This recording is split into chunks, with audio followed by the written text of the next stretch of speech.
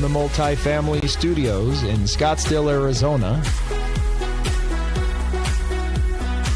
with Patrick and Carrie Antrim. Live today in Multifamily. All right, guys, welcome in again. Another day, another Today live in Multifamily. It's Friday. Hope you're having a great morning, great afternoon if you're on the East Coast. Welcome in. Yeah. Thanks for joining us, everybody. We already have Georgia, Florida, Washington, Arizona in the house. Thank you guys so much for tuning in. We are broadcasting to you today live from Multifamily Studios here in Scottsdale, Arizona. And we are so glad that you've made the time to join us today. That's right. Today we're talking a little bit about what Tesla move means to multifamily. And it's not what you're going to think about that. It's not about the obvious, the jobs and those types of things. And we'll be talking about safe is the new risk and how to be self-reliant in multifamily, certainly in times like now, and how to be unstoppable and future-proof your career and business. So good things ahead. Stick with us. More on multifamilystudios.com, past episodes, and of course, if you're not joining us live, put in a comment that you're watching this on a replay. But if you are with us live, let us know that you're here so we can answer any questions that you might have and include you in the show. Yeah, absolutely. So you can see us on Twitter, Facebook, LinkedIn.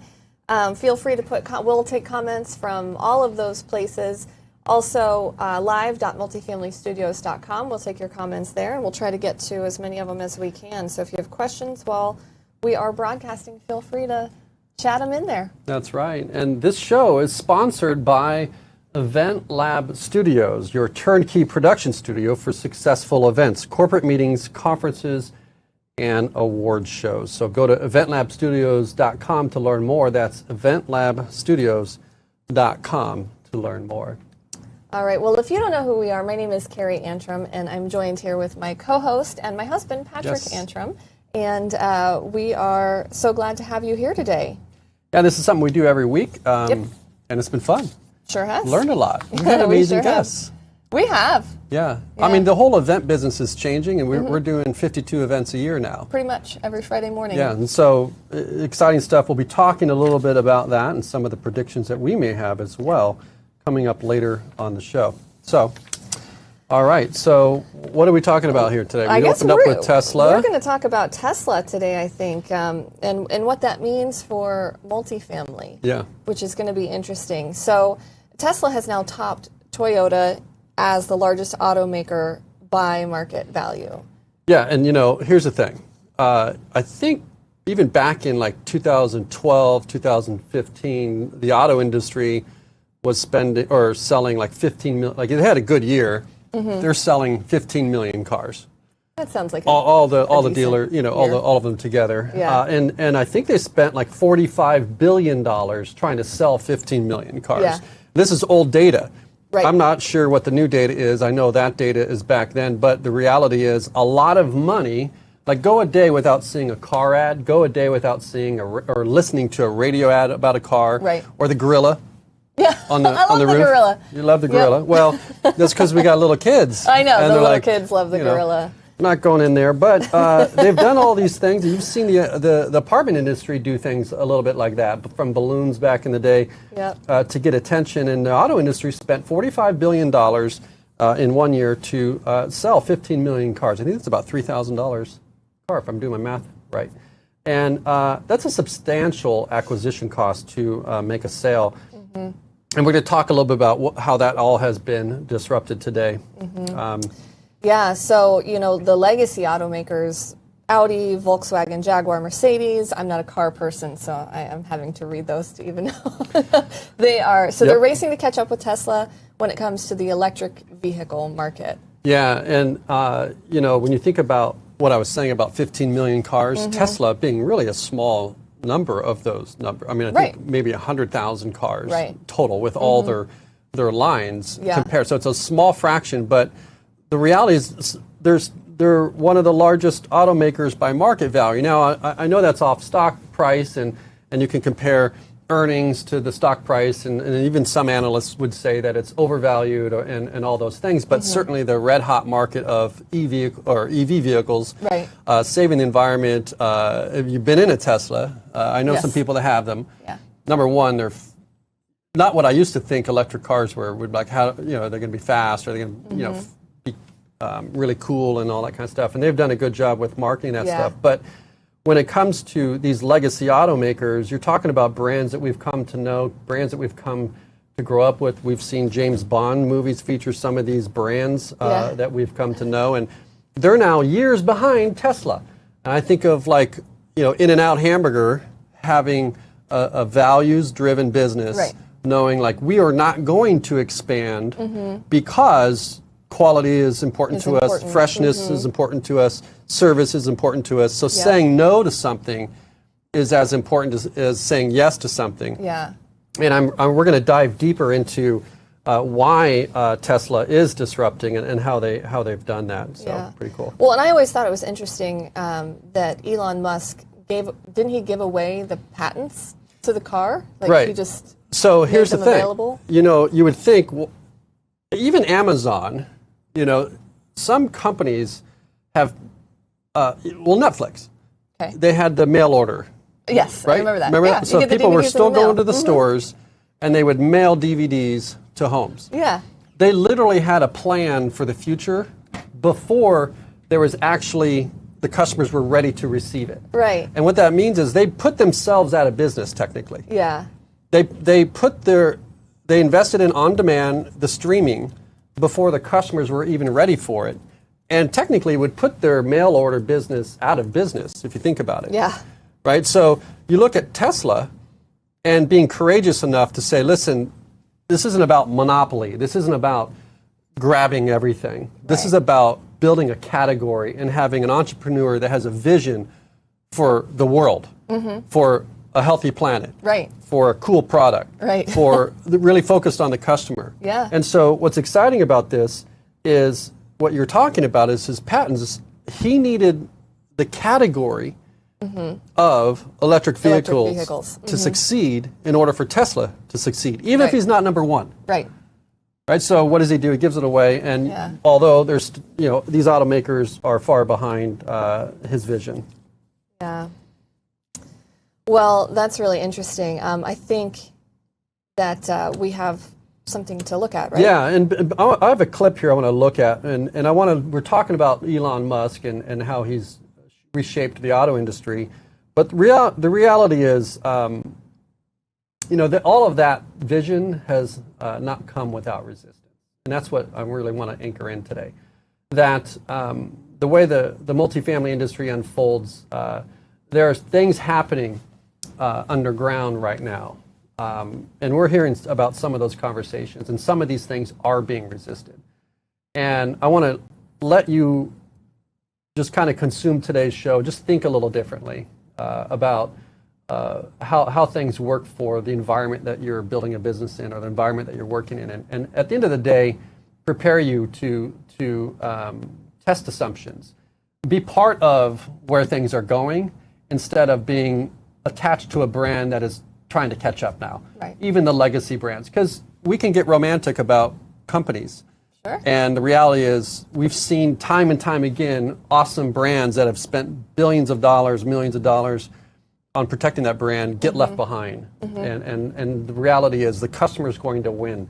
And so that resistance with Tesla and with Elon Musk did not come without, people didn't just jump on and say, hey, I'm with you, right? He did have resistance. And so I love the courage, and who knows how things shape out in the future. But let's take a look at this clip. Good afternoon. My name is George Cranen. I'm a satisfied stockholder. The National Automobile Dealers Association and several state dealer associations have basically declared war on Tesla. And they are fighting in state legislatures and in the courts to try to hamstring our sales model. It's really terrible.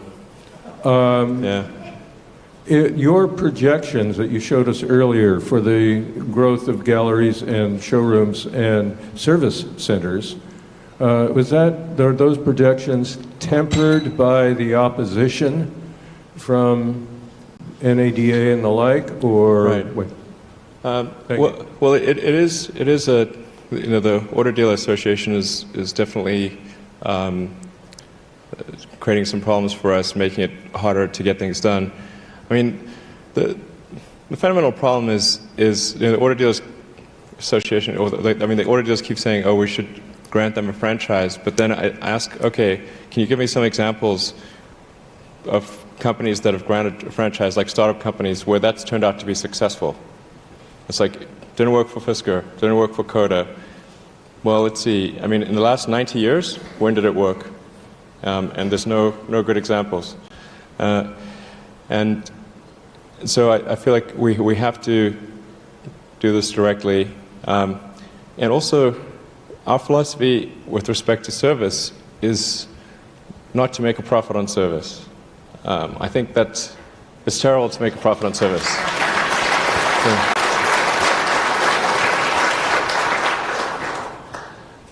And unfortunately, the way that the Auto Dealer Association is set up is that they make most of their profit on service. So this obviously would not be a good outcome. Now, the challenge we face, of course, is that the auto dealers are very strong, very influential at the state level among the legislatures.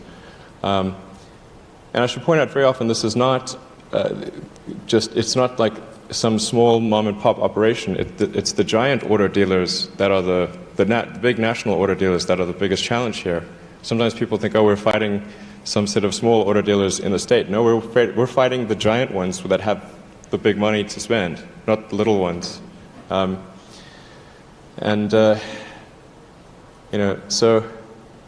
but if you look at the opinion poll, if you look at the opinion polls in any state, or nationwide, or anywhere, any opinion poll of anywhere in any context as to whether people want direct sales, the answer is overwhelmingly yes. So in North Carolina or Texas, obviously in California or nationwide, the percentage of people in favor of allowing Tesla to do direct sales varies from a low of 86% to 99%. And in the case of the 86, there was a concerted attempt by the auto dealers to get everyone they could to possibly vote against it. And it still was 86% in favor.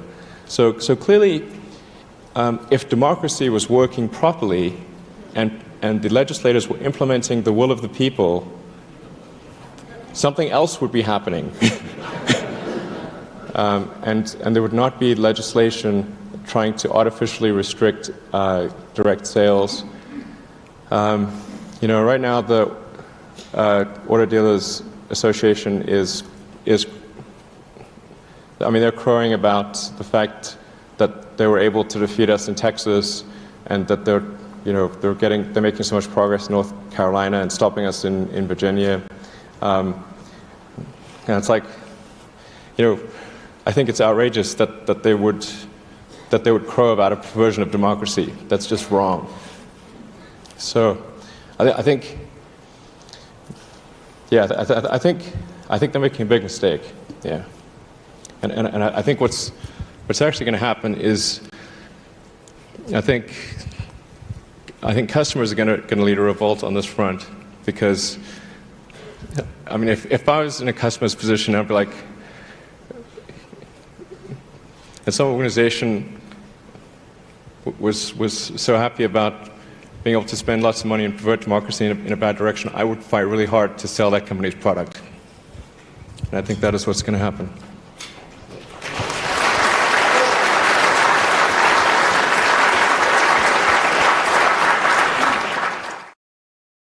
This was back in 2013, this clip, and you hear the applause. Mm-hmm. You hear him saying things like customers are going to revolt. Yes. I mean, you've bought a car, right? Yep. It can be a painful experience. But I will tell you, we'll be talking a little bit more about that. But I heard the applause on when he talked about, we shouldn't be doing things where there's a profit for service, right? Gosh, wouldn't it be great to just build a great car and have it last forever? Well, what's interesting too is that the Tesla is not legally able to sell the vehicle in Texas, right? Right now, well, this expansion, their second expansion into Texas is really great for the economy, right? Local economy, jobs, great jobs, and a lot of people will benefit for that. And there'll be a lot of news about why that's important. But technically, from what I understand, a Texas resident can still buy a Tesla online. But what happens is Tesla's got to do some things to ship the car outside the state lines and back, and there are some things that they have to do to comply, and you can Google and research all of those technicalities. But just like in Arizona at Fashion Square Mall, there's the Tesla store. Right, a gallery. Yeah. So you can kind of see the car, and whoever thought a car in a mall? I'm gonna run to the mall, honey. Ooh, that's kind of scary. Yeah, I mean, you got to think differently. I'll be home. We should build apartments in malls, guys. Apartment units, models in malls. I just came up with something on the fly here. Guys, I'm giving you the opportunity. If malls are existing, get into the malls. Models in malls. That's a great idea. Yeah. I think you're onto something there. Yeah. Okay. And then he was also talking about companies throwing millions of dollars to fight legislation. And solve things like talent shortages, but like you said, in the end, the customers are going to win because they're going to revolt and demand the things that they want, right? You look at our industry. Look at how much money every management company pays to their trade association per unit, millions, hundreds of millions of dollars. Yeah. Right. It's probably cheaper just to hire a great attorney and write a letter to your congressman.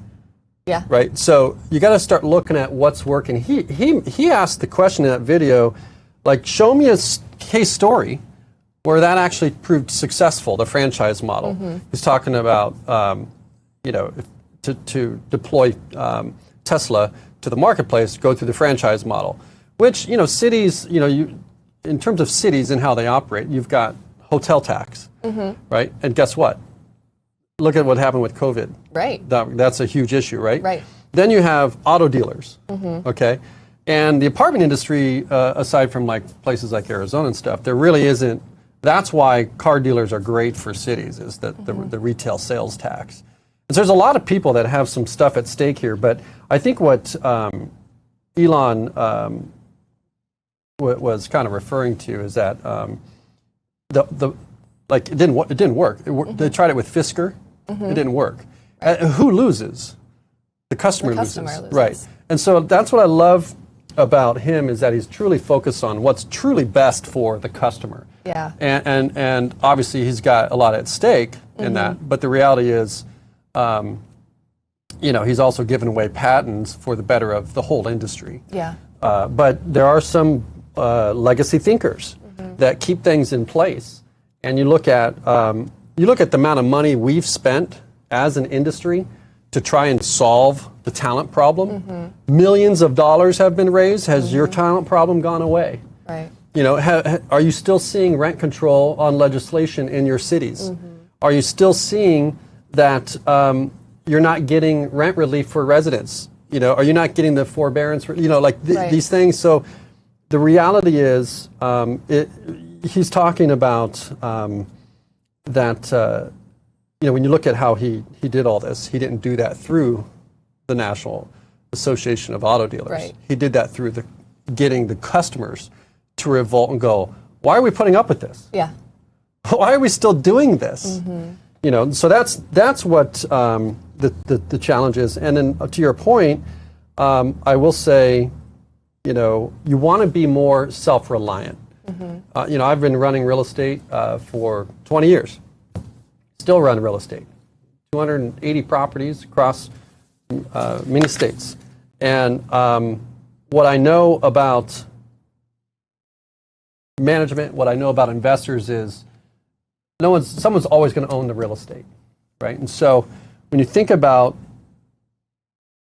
what needs to get done so your industry can survive, you've got to take personal responsibility of that. You never want to turn that over to a committee. Turn that over to somebody that's going to create a PDF, you know, and just state facts. When I was working for the very influential developer, one of the largest in Southern California, we made our own calls to the government, right? We made our own calls to legislators. We made it happen, right? And it takes the role of the leader of an executive is now to understand technology, understand where the world's going, so you can build a business around that. You can't be dependent on others, and you can't wait, because the reality is, look what Audi, look at Mercedes, look, like they're sticking with the legacy plan. Okay, so what got you here is not what's going to get you there, and so I challenge you to be a leader, step up, and do those things. So that's what I kind of took from that video is, and you can hear in his voice the pause. Like in 2013, he's casting out, hey, this is what's going to happen. Right. As of today, we already talked about it. It happened. Right. It sure and now did. he's the top automaker. Right. By market value. Right. And it's phenomenal entrepreneurial story about having courage.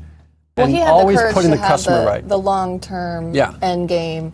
He was able to have that vision and say, okay, I know it might take a while, because we are dealing with these legacy thinkers, and if they're collecting checks, why are they going to change anything? You know, like they're riding high on the hog. You know, they might not be thinking forward like he is. Yeah, and absolutely. So he absolutely. Really I know that there's so much here, and there's so much content to go back to. I'm not going to dominate the time here, so let's look at another video here we have with Elon back in 2013 as well. States each year.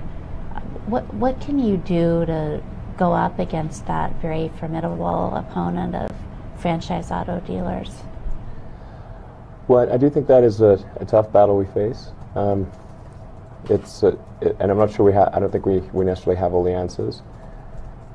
We do believe, I certainly believe that if we were to go through the regular franchise system, that we would not succeed, because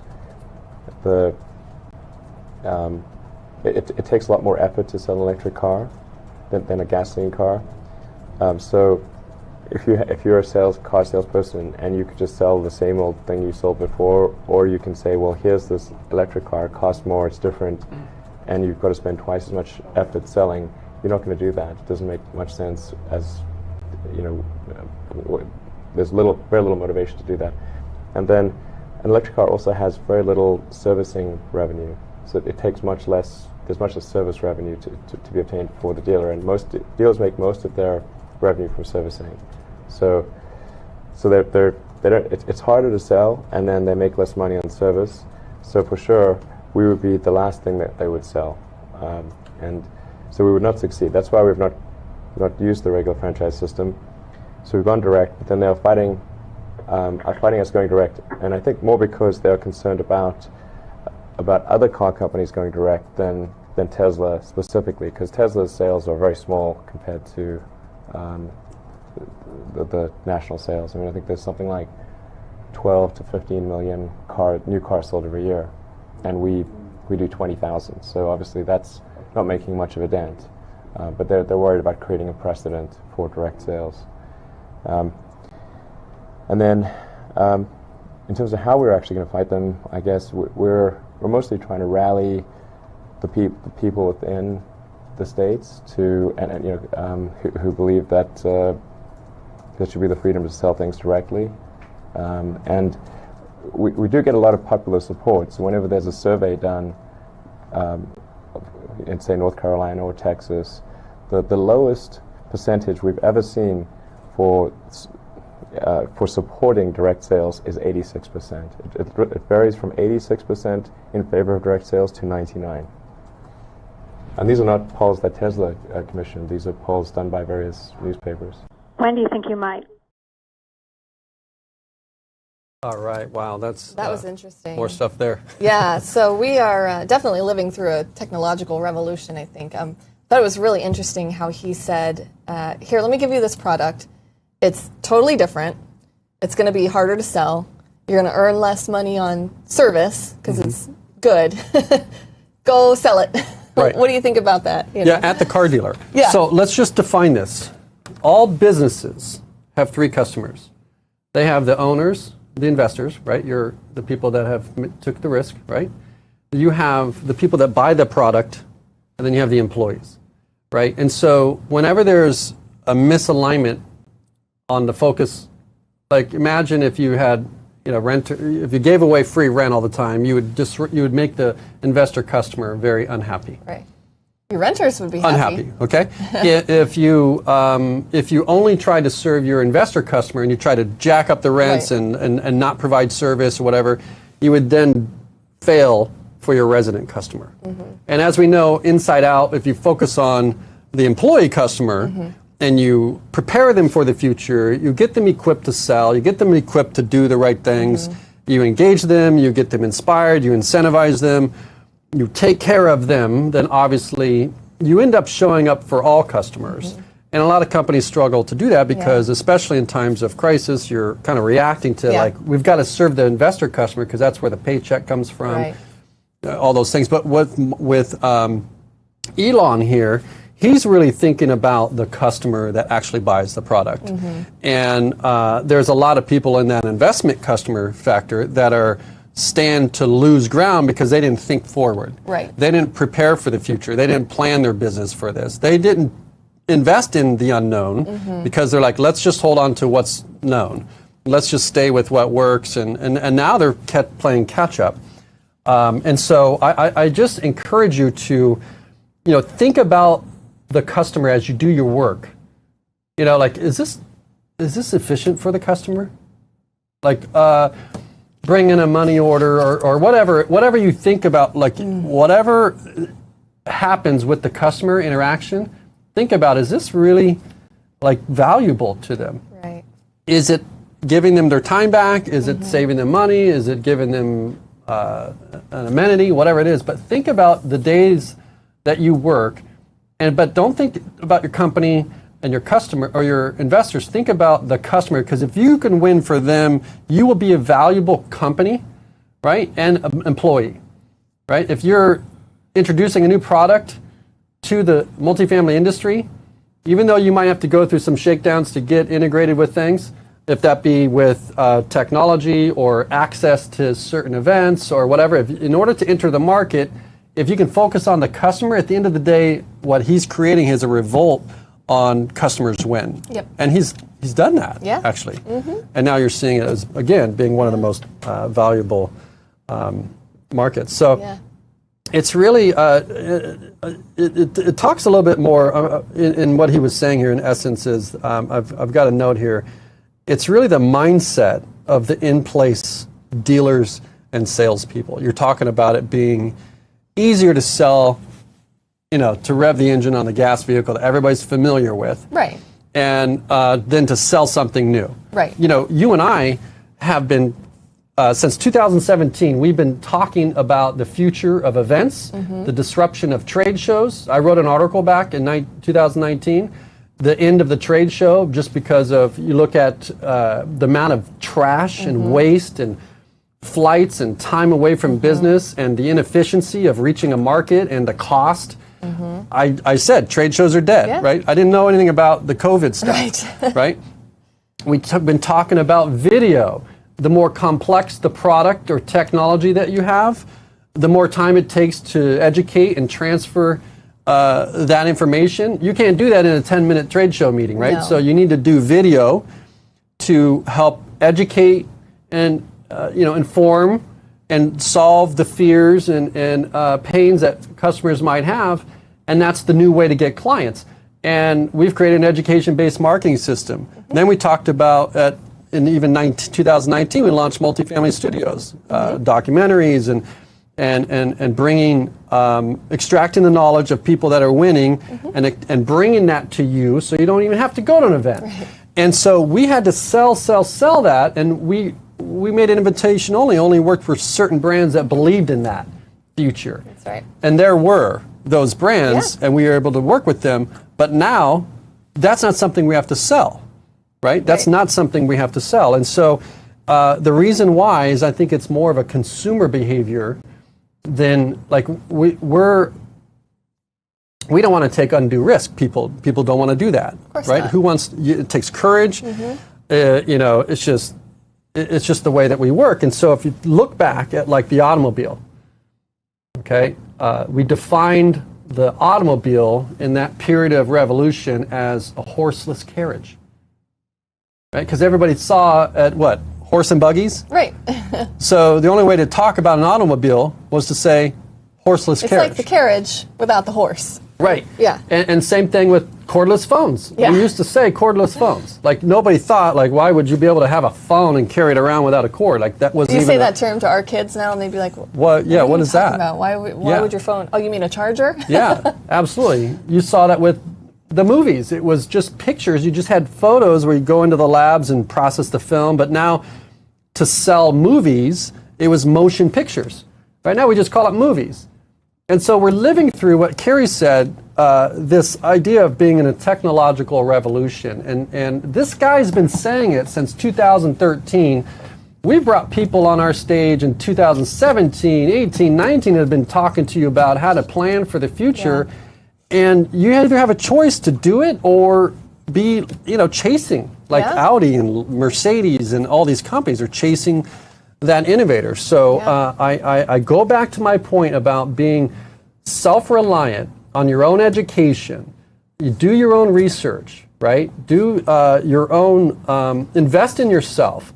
If you're a leasing agent to a CEO, spend your evenings and nights, if you have to, tracking the trends, looking at what's happening, so you bring that back to your organization so you can focus on the customer and ultimately be unstoppable in this industry, because there's going to be a lot of pain coming in how we do this. And another point is talking about service. Yes. There were, I have a heart, don't you? Like, we just had a $6,000 expense this week. We sure did. On a purchase, right? A $6,000 repair on a turbo. Yes. A turbo leaking oil. Right. Well, I don't know if the turbo was leaking oil. I don't know that turbos have oil. I don't know what a turbo is. Yeah, I think it was leaking blinker fluid. I think it was leaking blinker fluid. And that's not a thing. That's not a thing. I know. But what you think about buying a car, you buy a car, and if it's a used car, they sell you the aftermarket thing, right? Which is as much as your worst repair. Yes. But they create fear. Yes. They have a product that's in fear. Okay, it could go, like we've trained our customers that stuff will break. Right. But we're talking about failure by association too. Think of like AAA, right? Like, do you still go to AAA for maps? I hope not. For a map. A map. Remember the what day? was it? A trip ticket or whatever? A TripTik. Yeah. That was like the best day of my childhood. Do you know why that we association first existed, right? To connect travelers and to expand roads and all these things. But the reality is, people used to come to expect their cars to break. Right. Because the automobile hadn't been, like right now, everything like works for many years. We've been trained to get your oil changed every 3,000 miles. Now it's like 10,000. They're like, it's 10,000. It's kind of like being on the airlines when they say you can't use your cell phone. Yeah. You technically can, but I think they've trained the customers. They don't want chatty people on the thing. But what I'm trying to get to is that there are things that are being eaten by inefficiencies, and especially in times of recessionary times like today, when companies have to figure out how to operate more effectively, they've got to figure out how to drive revenue, right, and be effective and differentiate from any other brand. Things like this are going to get eaten, right? You're not going to be able to expand. You're not going to be able to survive a storm if you've got things that are just customers are not going to tolerate. No. Buying experiences and things like that. Yeah. So good stuff there. But hey, I wanted to give a quick shout out to Peter Burke.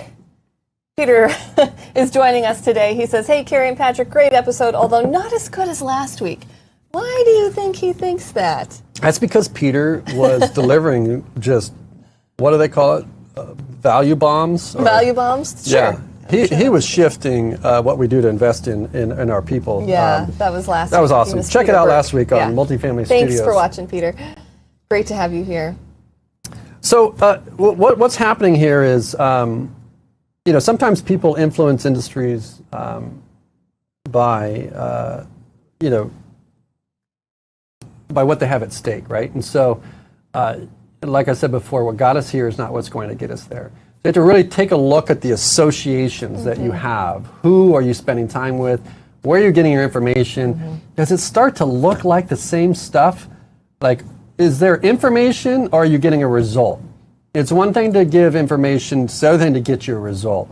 But going back to just owning your own world, owning your own career, these are important things. So that's an interesting point you make. We just spoke with someone yesterday who was like, I have bought all the courses, I've bought all the books, I have all the information, right? Yeah. I've read it, I've watched it, I've viewed it, but I haven't made the move yet. So he's not getting the results because he hasn't made that move. So you have to, really like gather the information and then have the courage to make that move. Absolutely, and Elon Musk, he's made his mistakes. Oh, for sure. Right, like that's the part that gets you over the line. Is like people feel a little insecure. Like, oh, let me go with safe. Safe is the new risk. Let me go with safe because they said so. Yeah. So I don't do what I need to do because I'm actually not getting out there and messing it up. We create what's called fail-safe environments. I mean, this show is an example of that. I mean, we're doing this show every week.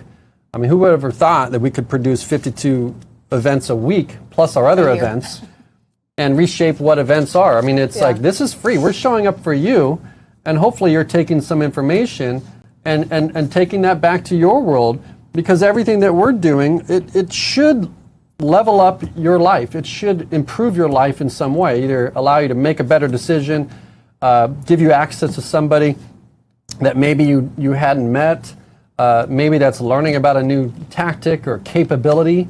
But at the end of the day, when you tune into our content, it should improve your life, right? It's not noise. It shouldn't be for the sake of just, holding on to information. Yeah. So again, just encourage you to be self-reliant in multifamily. It's very important. Do you want to read this? I wrote this down. Yeah, so this is interesting. You had said that friends won't support you until strangers start supporting you. Yes. Everyone wants to smell the flowers after they've bloomed. And we've seen that. Like, I had ideas early in 2014 about things, and there's times when people support you and times they think you're crazy. Yep. And so, like a guy like Elon Musk, and maybe a person like you're going to do something that's tuned into what's next, and you're not going to get support. It's going to feel like, where are you going with this? Or why are you doing it this? But that's what's necessary, is for that growth, for that new innovation to happen. It breaks our mind into new pieces to explore new ideas, new connections. And it's just like this momentum that happens, that when you're talking about really shaping up for a company or a customer, you can really do some fun things, but it takes some courage. So I would just tell you to be prepared that there's a lot of people that call us right now to help put their events on, or I think video is the way to go now. And the reality is, in some cases, we have a calendar too, right? Like, we have to scale up what we do, but it's important to understand that if you believe in yourself, then you don't need to wait on the approval of others, Right. And especially those closest to you, because sometimes it's hard for them to see you.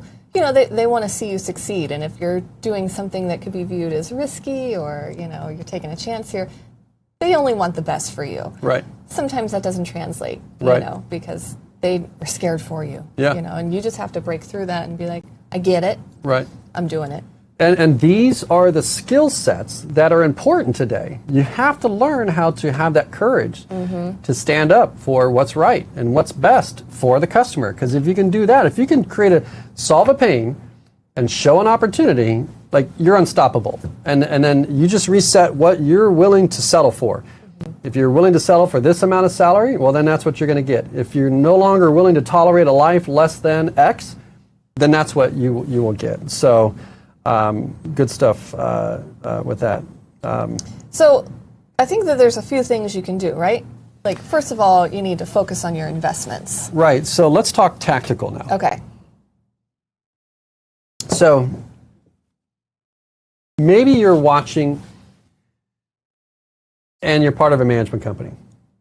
Maybe you're selling to a management company. Maybe you're an investor. The reality is all companies are nothing more than a collection of people. And so people aren't going anywhere, right? People are standing behind technology now. And the world is shifting, the world has changed. You've seen it in banking, we just saw it in automotive, we're seeing it in other industries, and if you don't think it's coming to multifamily, then, you know, I'm sorry. You've got to be thinking differently about how we're doing things. But what I do know is people will always own and invest the real estate. How AI shapes, and we've seen AI eat jobs. And when I say eat them, not in a negative way, I mean repurpose jobs. Jobs that tasks humans are not very good at and not consistent at. Or efficient at. And by the way, we probably don't even like to do these jobs. That's why we're not efficient at them or good at them, because we don't like to do them. Right, we're humans. We're designed for connection. We're designed to laugh and be entertained and grow. And when you're put into these roles where they're not, you know, efficient and fun, and someone's got to report and all those things. I won't get into that. But the reality is, it used to be AI is eating jobs. Now AI is eating departments. You know, our accounting department, there's not a cubicle in our office or our studio because we have a cloud of accountants. Right. Badass accountants, best in the world, that stand behind a phone call to us, and it's like, we could grow to global and do different things, and we just ramp up things, ramp down. You know, we're seeing management companies forming today with this new model of work to be more efficient for the investor. So here's the thing. When I say focus on the investments, I mean if you work in leasing, if you work in maintenance, a regional manager, a CEO, you have to win for that investor. And in order to win for that investor, you have to learn how to use technology, bring it into the organization, bring people together, show up for what the customer needs. You saw that with Elon Musk, focusing on the customer. And the reality is, you need to tie it back to how whatever this thing I do creates more cash or saves cash, so then that investment can be capitalized, refinanced, leveraged, and that's important. So when you say you're in management, you're not. You're in an investment. And if on multifamilystudios.com, we're teaching you how to invest. We're bringing you the experts. We're trying to help you not just be a CEO of an organization, but own an investment property. You should be owning property, right? So that you can do the things that you want to do. And so if wherever you are in the organization, you've got to think about, how do I get that investor what they want, because they've taken that risk, right? And the reality is the money is not going to be disrupted, that we know. Next. This is a big one, and I think we've all had to do this recently, is test your assumptions. Right. And again, you know, I do this all the time. Just start asking, like, why are we doing this? Or anytime you think, like, oh, no, that won't work. Well, wait. Well, I do this all the time when people call me and ask me about, can we exhibit at our booth? And I'm like, well, why do you want to do that? Right. You know, why have you what decided is it that you actually want to exhibit, to introduce a product? Why do you have an innovative product, yet you're using a strategy that was in the 1970s when trade was about trade, and we're in innovation. Like, we need to get up on look at Apple, how they've launched products for many years. Go back to 2000, what was it, 2001, the iPad? I mean, they didn't go to a trade show or CES to launch that. Right. This is a long time ago, people. Amazon, Tesla, you know, you heard in the interview, he's teasing the interviewer about how long does it take to replace the battery in the Tesla. He could have given her the answer, but he's like, watch tomorrow night. at the live event, the live event, live launch. And so test your assumptions about everything you do. Why are we doing it this way? Do I still need to be part of this group? Do I still need to travel and do trade shows? Do I need to do these types of things to learn? When you have literally everything you need right here.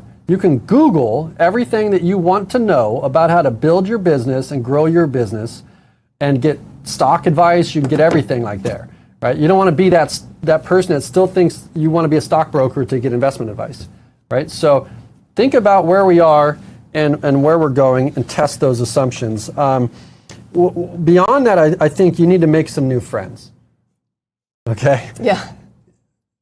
Friends are great, but you want to always be making new friends. And what do I mean by that? That doesn't mean get rid of friends. It means if you're either growing or you're dying. You're in a state of growth or in a state of decay, right? And so if you're in a state of growth, then you should be getting clear about the life you want to live, right? Who you want to spend time with, what clients you want to work with, right? What industries, what states you want to be in, whatever that is, what employers will you want to be with. Get clear about those elements of your life, right? And then start meeting people that can help you achieve those things, or you can help achieve along the way. Because this is still relationships, right? Relationships are the most important part of you getting to your next level. This is a team thing. You can't do all of this on your own. So I would say, test your assumptions, make new friends, and get clear about those things.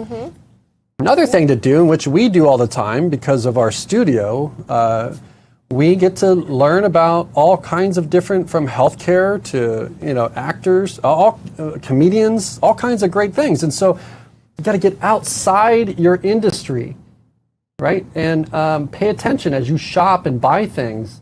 How can you learn and be curious about the world and where it's going? Watch what your kids are doing.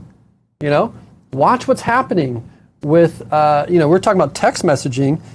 We grew up with writing letters in English, and now we kind of took some elements of that into email and then shortening it up into text.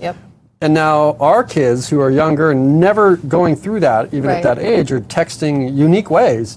These are styles of communications of which the customer, the future, is going to come expect. You have to know these things, and the only way to do that is test your assumptions, and get outside the industry, get curious. Yeah, you really have to take responsibility for your own education also. I mean, you can't just wait for your company or your local trade association to tell you what you need to know. You have to go out there and seek and find, what it is that you need to know in order to advance and grow and be prepared for the future. Yeah, 100%, 100%. All right, so I've got a note here. You won't be able to read the label from inside the bottle. And that goes back into, stop talking to the same people, right? The same people, again, what got you here is what's going to get you there. It's not what's going to get you there. What's that? Yeah. What got you here is not what's going to get you there. That's correct. You're right. What got you here is not what's going to get you there. And so you have to meet new people that can shape a new way of work for you, a new way of success for you, whatever that means. That's for you to decide, but it's going to probably come from a new set of refreshing relationships, refreshing mindsets. You're looking at the collision of prop tech into multifamily. It's a great example of smart people with brilliant ideas that can actually solve things like affordable housing. And yet they're colliding with some legacy people and legacy city council, legacy planning commissions, legacy technologies, legacy regulations, legacy laws, parking ratios, you call it, and it's keeping us where we are. But essentially, there will be a revolt by the customer. There will be enough is enough. And just like Tesla did with automotive, they're going to find a way to make it happen because the customer always will win. It's also important to be self-reliant. I think you touched on this a little bit earlier, but you can't just hire anybody, right? You can't just hire any agency. Well, what I'm talking about here, when we talked about testing your assumptions, think about the agency that you're working with right now. Right? Do they own apartments? Do they manage apartments? That you're relying on them to build your brand, right? So test things, think differently, right? And I don't want to anchor in our agency because we don't market it. If you go to multifamilyclients.com, that's our agency for helping multifamily companies get more clients. We're using modern ways to get clients, right? So one of the things that's interesting is we operate, we know what executives needs, we know what their pains are, we know how they want to hear information, we know how to educate them, we have the platform and the distribution to do that. And yet I see agencies, right? I see companies hiring brand agencies.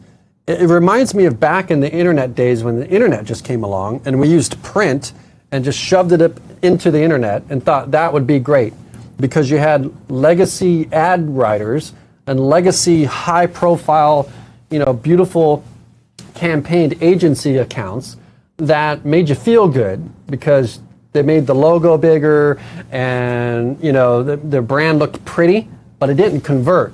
So test your assumptions. Is what you're doing actually getting you clients or are you getting things done?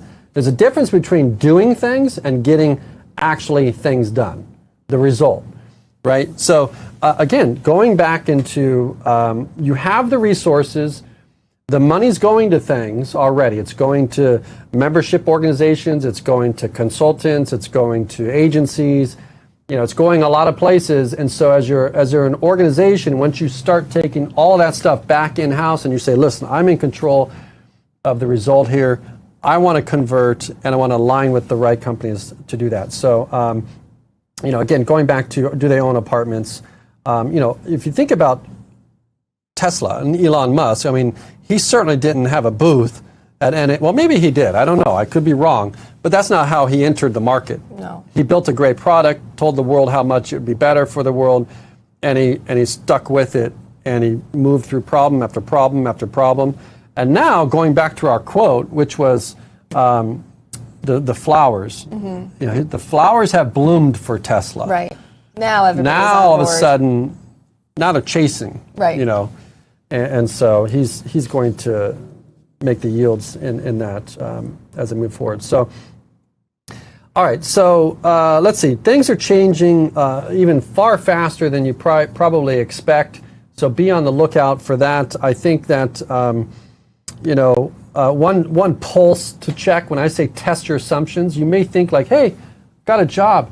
Hey, my company has management accounts right now. Hey, I'm actually doing things. But what's happening right now is companies are being propped up by PPP loans.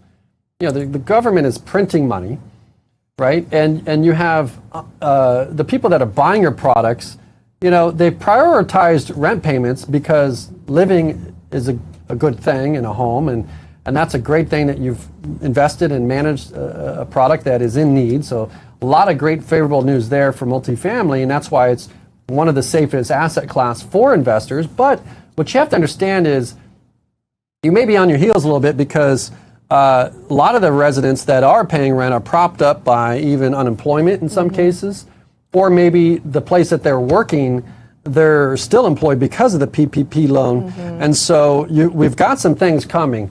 I'm anticipating and I'm seeing conversations, forbearance agreements, balloon payments coming due.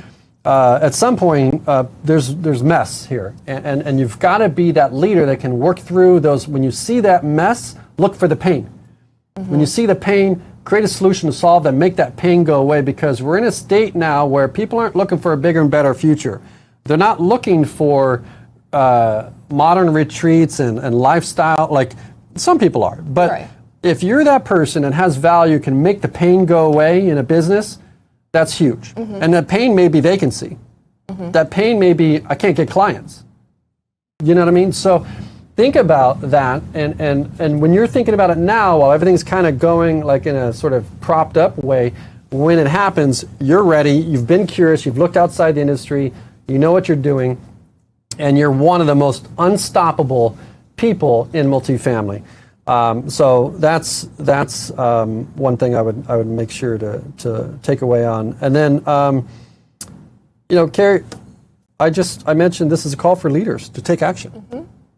You know, we want to help you with that, and you know, obviously we've built multifamily studios. This multifamilystudios.com for those of you that are just tuning in. I mean, this is if you think of Masterclass, Netflix. Basically, we're going out there and extracting knowledge from winners in the industry. You should never ever have to go to another event in your life if you listen and tune into that content. We put all of our summits in there. We put a deep focus on helping you invest, learn, grow, innovate in multifamily.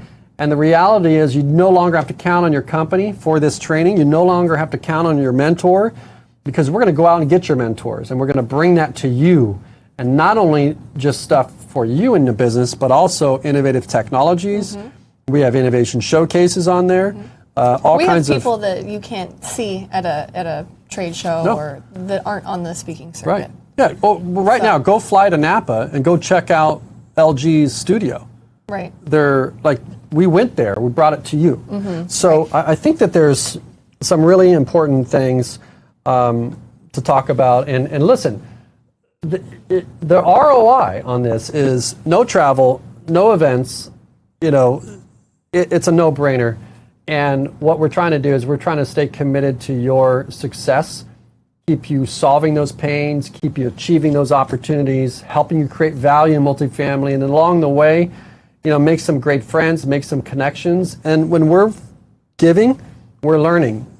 We've learned so much by actually interviewing these people and doing some great things. So I'd like to end, and I'll let you end with the quote from Warren Buffett. It's really a powerful quote. And so Warren Buffett says, we really want to be prepared for anything. We never want to be dependent, not only on the kindness of strangers, but the kindness of friends.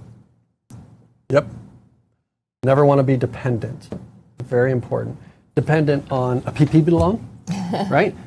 Dependent on an event to happen so you can introduce a product, right? There's so many, dependent on your company to train you, dependent on anything. And that's from someone that's done some great things in the world. And I love it, self-reliance. That's I right. think that's the top theme there. Hey, thank you everyone so much for tuning in today and joining us. We really appreciate it. Head over to multifamilystudios.com for more of what Patrick was talking about. And we will see you next week. All right, we'll see you guys. Thanks for joining us.